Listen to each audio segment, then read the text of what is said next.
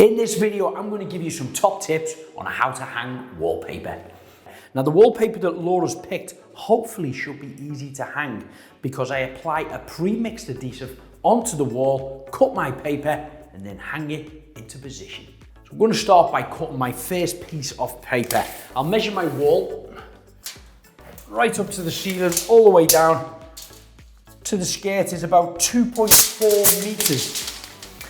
Now, I know my papering table here is 1800 mil, so I'm going to run that over one end, let it hang down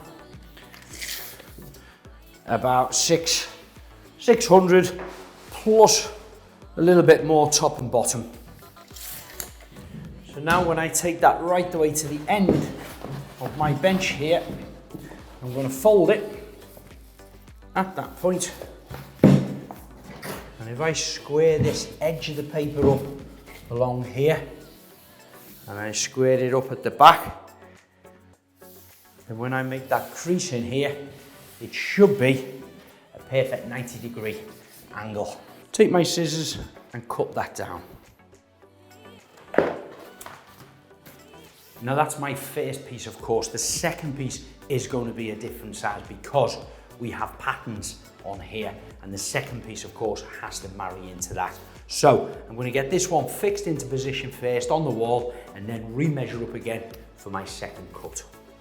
Now I'm checking to see if the corner of my wall is perfectly level. I mean, we've just built this house, so it is pretty bang on there. However, if yours isn't at home and it could be stepping back a fraction, you're going to have to measure up here and draw a line on there. So I'm going to do that first.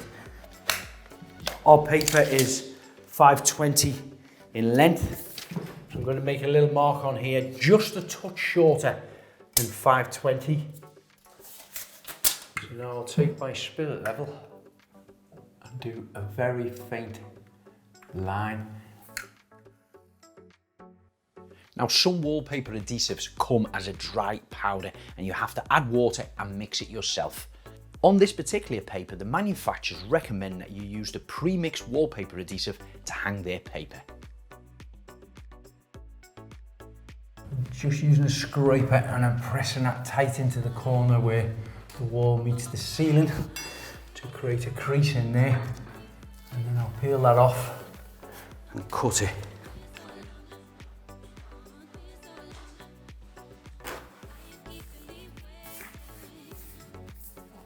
And that's a nice snug cut now, right up into the ceiling line.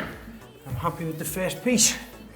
I'll do the same and trimming off the bottom at the skirting board now. So I'm going to measure now where my pattern starts here to make sure I've got enough of that on the roll before I take it right down to the bottom. So I'm about 720 there. But I'm not going to give you any sizes at home because your ceiling height may be different than mine, and also your pattern on your paper you choose may be different than mine. Once you've cut your paper, always roll it back on itself just to try and flatten it out. Double check that it fits before you paste the wall. Marry enough, yep, and I've got a couple of inches to cut off the top, a couple of bits to cut off the bottom, so I'm happy with that. I'm going to paste the wall. And then we start to marry these joints up. Just getting my little spatula and my scraper, making a nice tight crease on there. And of course I could cut that down with the scissors or with my trimming knife. Then once you've got your first couple of pieces up, you can continue that across the wall. If you come across any sockets or light switches, you're going to have to paper around those. So apply your paper to the wall, then take a trimming knife and cut from corner to corner, then use a scraper, press it around all four sides and cut the edges off with a trimming knife. So for this last piece, I've cut it to length.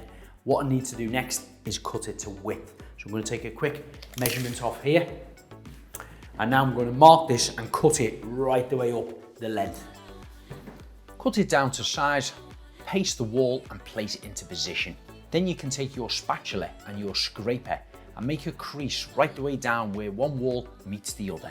Then that can be trimmed off using your scissors and quickly wiped down with a clean cloth. So that's the paper complete for the feature wall on our Lennon's nursery. If you're looking for more how-to videos, just check out our YouTube channel, Mr. and Mrs. DIY.